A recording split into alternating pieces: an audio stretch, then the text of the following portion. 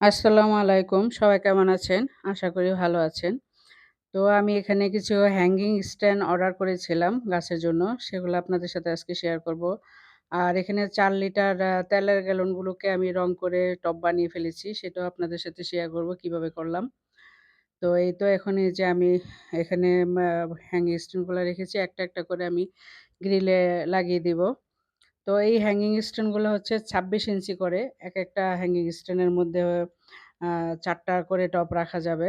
তো এখানে আমার আরো অনেক প্রচুর গাছ ছিল, সেগুলো আমি অবশ্যই সরিয়ে দিয়েছি হ্যাঙ্গিং স্ট্যান্ড গুলা রাখার জন্য। তো হ্যাঙ্গিং স্ট্যান্ড গুলা রাখার পরে আমি আস্তে গাছগুলাকে সাজাবো। তো এই বাগানটা আমি আসলে একটু পরিবর্তন করতে চাচ্ছি। সেই কারণে আমি হ্যাঙ্গিং স্ট্যান্ড গুলা কিনেছি। তো আমার পুরো ভিডিওটি দেখতে থাকেন। তো এখানে হ্যাঙ্গিং স্টোন গুলা আমি এখন লাগিয়ে দিব আস্তে। আর এই যে এই তেলের কয়েলগুলা হচ্ছে আপনারা কিন্তু ইচ্ছা করলে টব বানিয়ে ফেলতে পারেন। আমি এটা রং করে নিয়েছিলাম। তো আরো বিভিন্ন কালার দিলে আরো বেশি সুন্দর লাগে। তো আমার কাছে তেমন কালার ছিল না। তাই আমি একটা রং করেছি। তো এগুলা যদি রং করা যায় তাহলে আসলে খুবই সুন্দর লাগে। আপনারা যেকোনো সাইজ করে নিতে পারেন কেটে।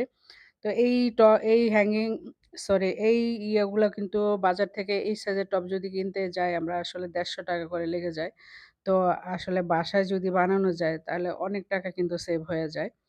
তো যার কারণে আমি বেশিরভাগই বাসায় বানিয়ে নেই। আর কিছু টব যেগুলা না কিনলেই হয় না সেগুলা কিনি আরকি।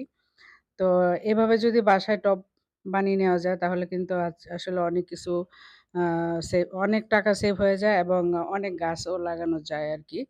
তো আমি এখন আস্তে হ্যাঙ্গিং স্টোন গুলা লাগিয়ে দিচ্ছি। তো এখানে আমি উপর-নিচ করে ৩ টা হ্যাঙ্গিং স্টোনই লাগিয়ে দিব আরকি। তারপরে আমি একটা করে গাছ এখানে নিচে কয়েকটা গাছ উঠিয়ে দিব। তারপরে আমি আস্তে নতুন গাছ কিছু সাজাবো সেটা আপনাদের সাথে পরবর্তীতে শেয়ার করব। তো এখন একটু আমি তেলের গ্যালন সম্পর্কে বলি। তেলের গ্যালনগুলোতে কিন্তু আমরা অনেক ধরনের গাছ লাগাতে পারি। আমি পুঁইশাক লাগাই, তারপরে মরিচ গাছ লাগাই। তারপরে আরো বিভিন্ন ধরনের গাছ চাষ করে। সবজি গাছগুলা বিশেষ করে বেগুন গাছ এগুলো সবগুলাই কিন্তু এই গ্যালনগুলোতে হয়ে যায়। তো আপনারা ও মানে তেলের গ্যালনগুলা নির্দ্বিধায় আরকি ইউজ করতে পারেন। তো আর বাগান করা একটা শখের বিষয়। তো যারা গাছপ্রেমী বা প্রকৃতিক প্রেমী তারা কিন্তু সুযোগ পেলেই গাছ লাগাতে চেষ্টা করে। তো আমার এই বেলকনিটা মানে আমার ৪ টা বেলকনি আছে। তো আমার প্রায় ৪ টা বেলকনিতেই মোটামুটি গাছ আছে। গাছ আমার খুবই প্রিয়।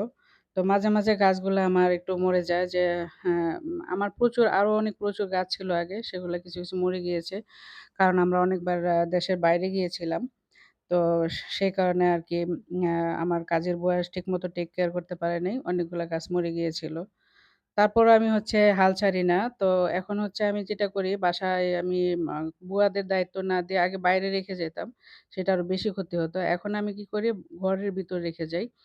তো ঘরের ভিতরে পর্যাপ্ত পরিমাণে পানি দিয়ে গেলে আসলে গাছগুলা মরে না। পাতাগুলো একটু ঝরে যায় বাট গাছগুলা ভালোই থাকে। তো এই তো আজকে ছিল এটাই আমার মিনি ব্লগ। সবাই ভালো থাকবেন, সুস্থ থাকবেন আর আমার পাশে থাকবেন লাইক কমেন্টস করে।